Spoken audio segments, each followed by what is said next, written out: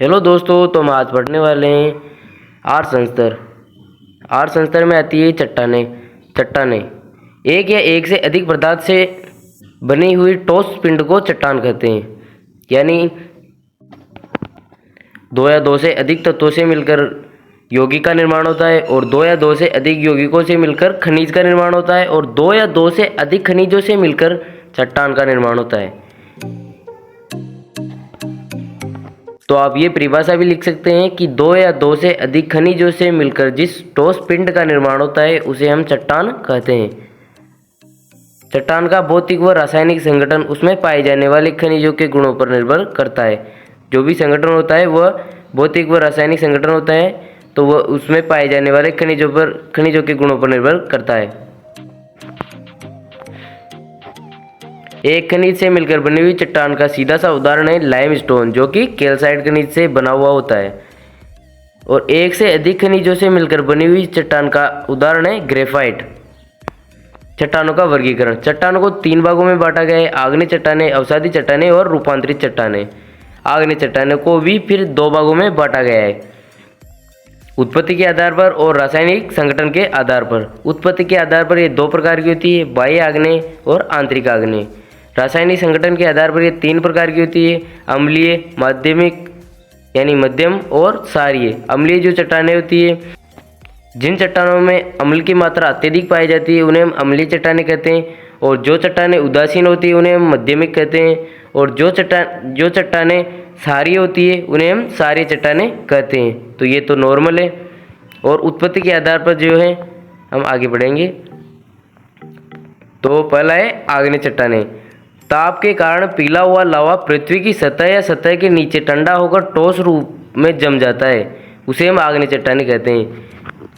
कि जब ताप बढ़ता है तो जो नीचे जो खनिज पदार्थ होता है तो वह गर्म होने के कारण या तो ज्वालामुखी फटने के कारण बाहर निकलकर पृथ्वी की सतह पर फैलकर ठंडा हो जाता है, या फिर पृथ्वी की सतह के नीचे ही ठंडा हो जाता है। यानी दो स्थितियों में ठंडा होता है: या तो ज्वालामुखी फटने के कारण ऊपर आकर ठंडा हो जाता है, या फिर ज्वालामुखी न फटने की स्थिति में पृथ्वी की सतह के नीचे ही ठंडा हो जाता है। तो जब लावा पृथ्वी की सतह या सतह के नीचे ठंडा हो जाता है तो उसे हम आग्नेय चट्टानें बोलते हैं। ये प्राथमिक सबसे पुरानी चट्टानें हैं, क्योंकि इन्हीं चट्टानों से अवसादी चट्टानें और रूपांतरित चट्टानें, हम आगे पढ़ेंगे, वो दोनों का निर्माण भी इन्हीं से होता है। इन्हें अन्य चट्टानों की जन्मदात्री माना जाता है। जन्मदात्री इसीलिए माना जाता है क्योंकि उन चट्टानों का निर्माण इन्हीं से होता है। थलमंडल के लगभग 95% भाग में ये चट्टानें पाई जाती है। आग्नेय चट्टानों का वर्गीकरण।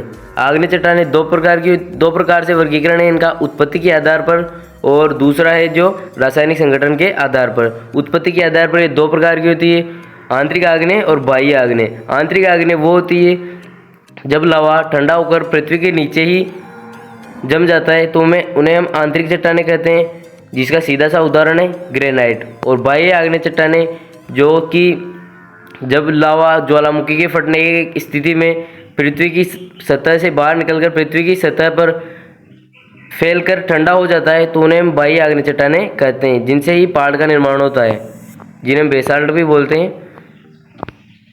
अवसादी चट्टानें, परतदार चट्टानें, जो कि दूसरा टॉपिक है। आग्नेय चट्टानों से ही इनका निर्माण होता है, अवसादी चट्टानों का।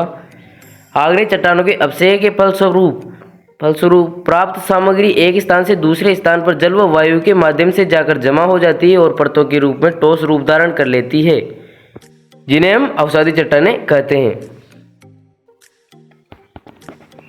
आग्नेय चट्टानों के अपक्षय यानी पहाड़ों पर जब हिमजल जमा हो जाता है तो वो ताप बढ़ने के कारण पिघलता है, और पिघलने के कारण जब वो अति वेग से नीचे आता है तो नीचे आते समय वो आग्नेय चट्टानें को तोड़ता हुआ नीचे लेकर आता है। तो नीचे लेकर आने के कारण छोटे छोटे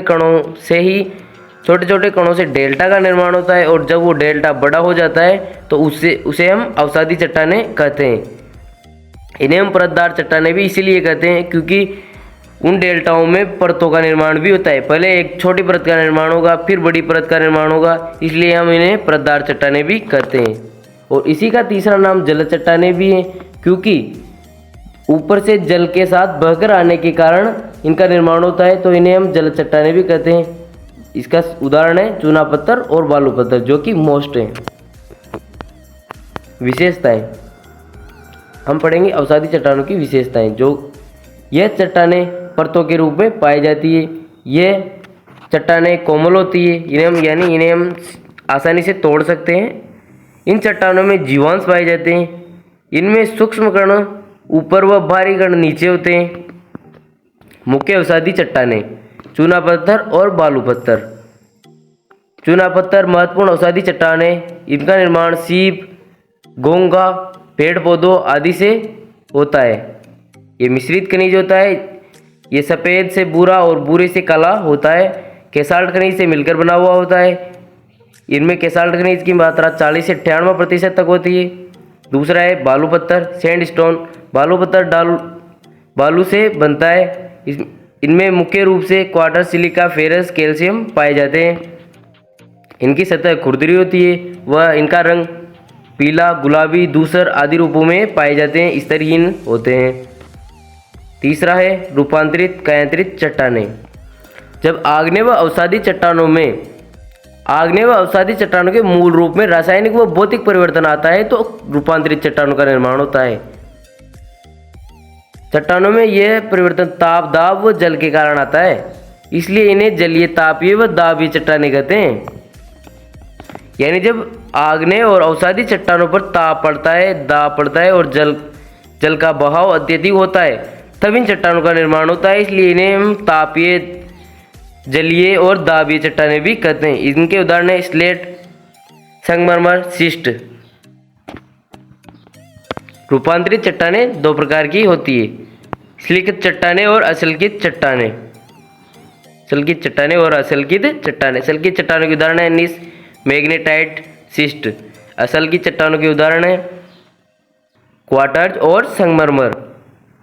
विशेषताएं इनकी विशेषताएं हैं, ये चट्टानें अत्यंत कठोर व आग्नेय चट्टानों की भांति रवैयेदार होती है, क्योंकि रासायनिक संगठन व ताप व दाब के बढ़ने के कारण इनका निर्माण होता है। तो ये अत्यधिक कठोर होती है। ये क्रिस्टलीय होती है। ये सिलिकित और असलिकित दोनों प्रकार की होती है। मुख्य रूपांतरित चट्टानें जो कि शिस्ट, संगमरमर होती है। मुख्य रूपांतरित चट्टानों का वर्णन किया गया है यहाँ, शिस्ट और संगमरमर। शिस्ट, इनका निर्माण आग्नेय व अवसादी चट्टानों से होता है। ताप व दाब के प्रभाव में ये निर्मित होती है। ये दानेदार होती है, यानी इनमें छोटे छोटे कण पाए जाते हैं। इनके कण क्रिस्टलीय होते हैं। फेल्सपार के ऊपर क्वार्ट्ज की परत और क्वार्ट्ज के ऊपर माइका की परत।